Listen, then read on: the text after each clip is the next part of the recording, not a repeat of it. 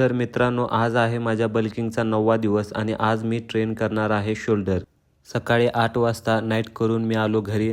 वर्कआउटला जायच्या अगोदर प्री वर्कआउटमध्ये मी black coffee आणि ओट्स खाल्ले. वर्कआउट करताना एनर्जी पाहिजे, त्याच्यामुळं मी वेलकोरचं क्रिएटिन मोनोहायड्रेट घेतलं.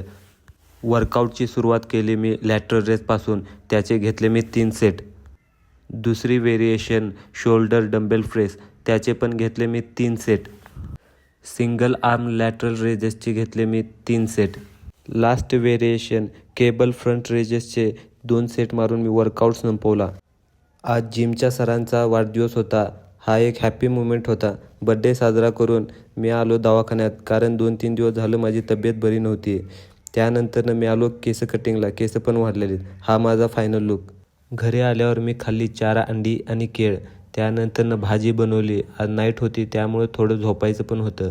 संध्याकाळी उठून कॉफी बनवली आणि कॉफी पिली. त्यानंतरनं जेवून मी आलो कामाला. दिवसाचे 10,000 स्टेप आपले कंपनी चालूनच कंप्लीट होतात. तर मी केली कामाला सुरुवात. तर आजच्यासाठी एवढंच बास. जय महाराष्ट्र.